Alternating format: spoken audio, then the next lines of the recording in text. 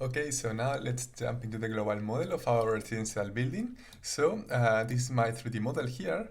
Let me perhaps hide the roof so that we can see this better. And yeah, exactly. So you can see that, for instance, the interior walls are already modeled here.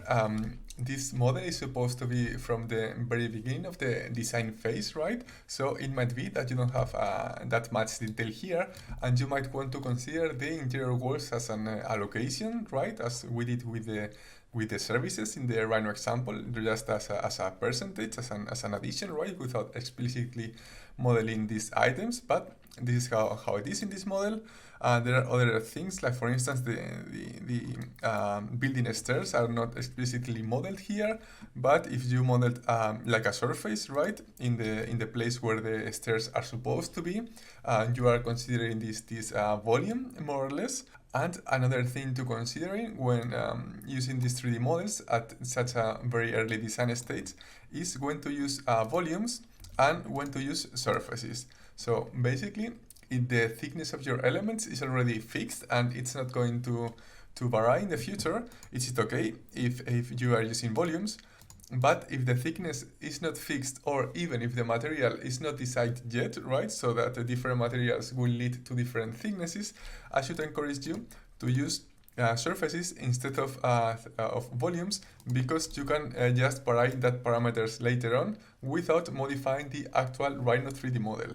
And this is interesting for you in case that you are the one actually building the 3D model, but it can be that it's other person who is doing that, or in my experience, it might be also that the architects or someone else is exporting this 3D model from another program like Archicad. So you can tell them, hey, I want these interior walls as volumes because it's already fixed, but the exterior walls or even the slabs, I want that as surfaces, please, for my 3D model for the life cycle assessment.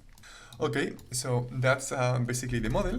But yeah, of course, we can use an analogic 3D model and that with fixed dimensions and so on and so forth.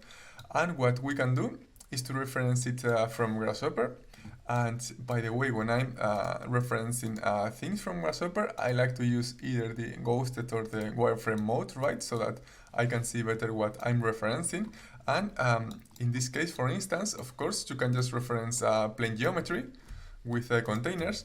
But what you can do is to, let's say, define some of the elements of the building in a parametric way, even though the building is analogically defined. In this case, I have this simple Grasshopper definition. I'm not going to go through it, but I just want to say that we can modify these dimensions with Grasshopper, even though this comes from a Rhino 3D model, right? But anyway, even if we were not defining any geometry element of our model in a parametric way, right? Even if everything was fixed, it might still make sense to use the Grasshopper plugin instead of the Rhino plugin, because of some automations that you can do when you define your assemblies, right? Your multi-materials for the lifecycle assessment.